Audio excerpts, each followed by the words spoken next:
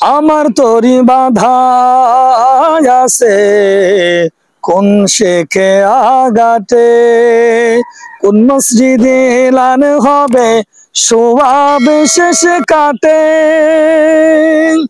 আমার তরি বাধা আছে কোন শেখে আগাতে, কোন মসজিদে এলান হবে সোয়াব শেষে কাটে।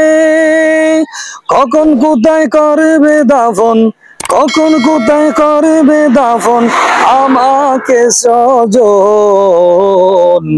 কত জানাজার পড়েছি নামাজ, দিয়েছি কত দাফন।